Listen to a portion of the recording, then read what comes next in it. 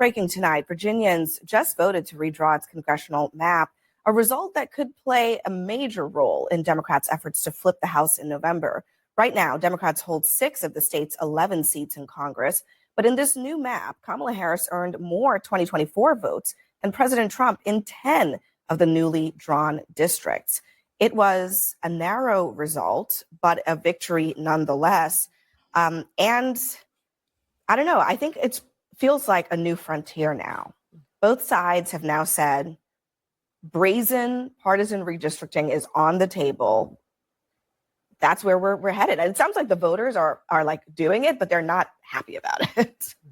Yeah, I take to your point, Abby. I think that most people probably thought that the margin was going to be a lot larger in this because of how activated Democrats and Republicans have been on this redistricting thing. I don't like gerrymandering, point blank, period. But I also don't like one side playing by the rules and one side not. And so, like, at that point, those aren't rules. Those are just like someone's cheating. So I do understand why Democrats are doing it. Do I think it is healthy in the long term for our country? No. But I mean, I would be disappointed if Democrats just passively sat by and was like, yeah, go ahead in Texas and we're just going to let you do what you do. Like, what is that, you know? But I have to ask, like, Democrats have passively sat by as Republicans gerrymandered? Well, it's not that they actively sat by. They used to say this is a threat to democracy. You don't get to choose your voters. It should be the other way around. I mean, Obama gave very compelling remarks on these things. And so was that a lie? No. Or...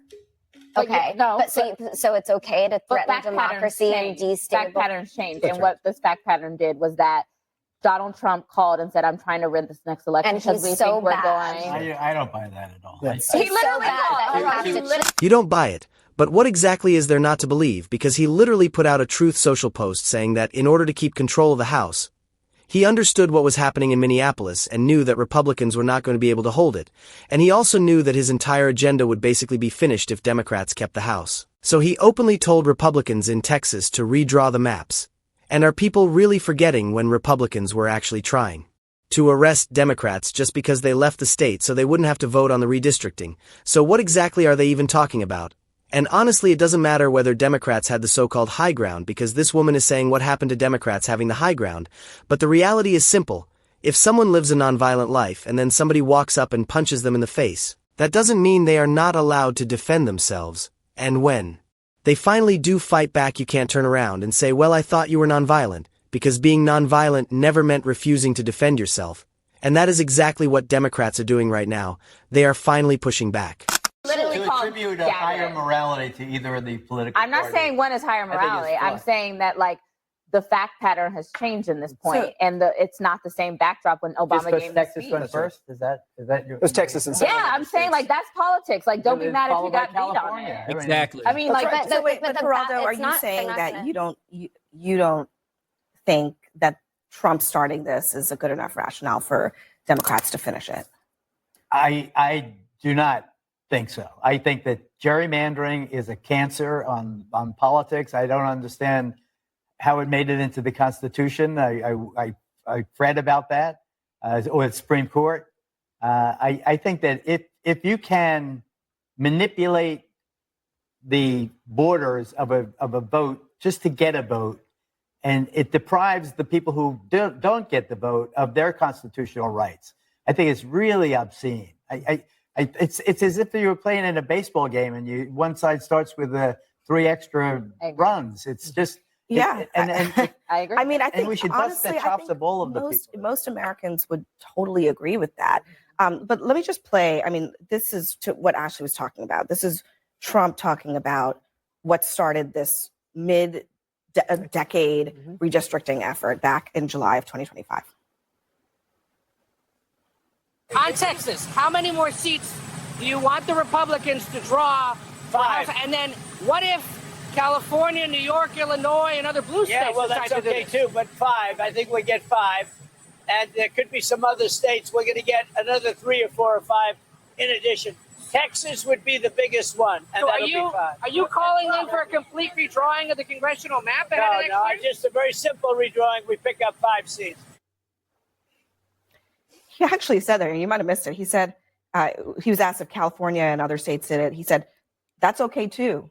Maybe he didn't believe that they would do it, but they Just real quick, there was a moment where he had to throw in a little shade because the young woman sitting next to him, whose name is Caroline Leavitt, is actually his press secretary. And it really makes a point about how certain attitudes, especially being overly conservative and leaning into racism, can really age a person because she is only 27, and that says a lot by itself. But that is enough of the shade for now as the focus shifts right back to Captain Eyebrows, who looks like he is about to say something ridiculous again. Would do it, but they did. Well, at least California did, and Virginia has now. Yeah, and look, this just creates a domino effect. I think ultimately what this creates is red states and blue states, and we're getting rid of purple states. And I don't like that as a general rule for democracy. I think it leads to just out of control power grabs and can ruin communities. I think that's true when you've got one party rule anywhere. So I'm not a big fan of this, but as I pointed out before, this current battle was started in Texas. Trump did not start this battle, though, of redistricting in general. There's been no conversation specifically about Illinois, about Maryland, which have been redrawn to unrecognizable maps. It's unnatural, and there's going to be a push. Gerrymandering. No, he did not. But the gerrymandering also did not start with Maryland. And it didn't start with any of these places. Except I guess what I'm saying is that, yes, no, it's not. The origin of this story is not 2025, for sure. Mm-hmm. But it is also not solely with Democratic states, because look at currently southern red states right now that are gerrymandered all over the place. And nobody says anything about that. Absolutely not. And I think the important thing, mid-decade redistricting has been pushed by this administration and Donald Trump. The responses that we have gotten from Democratic states really has put us back to roughly where we were. But what we have to realize is the attacks on voting rights is not new. The Supreme Court right now is hearing a case to potentially gut Section 2 of the Voting Rights Act. 10 years ago, it was previously gutted by the Supreme Court even further. We have seen Republican efforts, and I represent in a state that has continued to take away people's access to the ballot box. And so the attempt to redraw the districts, mid-decade redistricting by the Republican Party and by this administration is, again, an attempt to silence the voices of communities that are already facing a lot of oppression. But you don't think that such a complicated ballot measure is confusing to people? I mean, that's the highest bar to voting. People find these decision-making processes much, much more difficult than getting to the ballot. That's what the research shows. You're referring to the ballot measure. Let me read. Now, did everyone just hear the nonsense she just said, because she claimed that complicated ballot measures are more of a problem for voters than actually having access to vote, which makes no sense at all, because according to that logic, taking away something like mail-in voting, where a ballot is sent directly to your home and you can simply fill it out and drop it in your mailbox to be counted, is somehow less of a barrier than reading or understanding a complicated ballot measure. And that is clearly not true. And when Justin brings up Section 2 of the Voting Rights Act and how it keeps getting challenged and weakened over time, what he is really talking about is a federal law that stops state and local governments from putting rules in place that take away or limit someone's right to vote based on race or color. And it also bans actions that are meant to discriminate or that end up having that effect, like racial gerrymandering or weakening the power of certain votes, making sure that minority voters still have a fair chance to take part in the political process. And while there is respect for Justin and what he is saying, the point is that sometimes it needs to be explained in a more simple and direct way instead of just saying Section 2, so that people watching can clearly understand what the Supreme Court and Republicans are trying to do to minority communities. Resumes for all future redistricting after the 2030 census. It's an op-ed. Very So, I don't know. I mean, I guess some people might say it's confusing. Some people might say it's transparent because it's sort of a very partisan. I would describe this as very partisan. It's very clear. And then language here. One group was the map fairness, and one group was that's how Can I ask you a question? But that's not how they're supposed to be written on a ballot. Let's say, ballot initiatives are always. I was just going to say, ballot initiatives. This is a thing with ballot initiatives, is that if you create a ballot initiative and you kind of get to decide how it shows up. How many times? Well, it depends on the state. So in some states, it's actually up to this Secretary of State, who then defines what is it. So it can be is likely a partisan person. How many times have you voted like, do I vote yay or nay on the levy? I don't know, because it's so confusing. But also, this is not going to work. Can I just say very, very quickly? We are in an iterative arms race that's going to result in no one benefiting from this. So that's a lot of moral high ground for Democrats to cede for zero electoral Well, benefit. you mean there's going to be, it's going to be net zero? This year, yes, Yeah. eventually. Well, I guess that's the point. But that is the point. That's the exact for point. Democrats, that's a win. For responding. Yes. Had they done nothing, it would have been a three. advantage. We would have started the game Exactly. where people already had 3 points on. But so what? And that is the point Republicans keep trying to avoid because they are making it seem like Democrats somehow used gerrymandering to gain extra seats over them, when in reality all this is doing is leveling the playing field and making things more balanced. So when she asks what the point of it was, the answer is simple. It was to make the race for the House of Representatives fair. And now Ashley is about to completely tear apart this weak argument.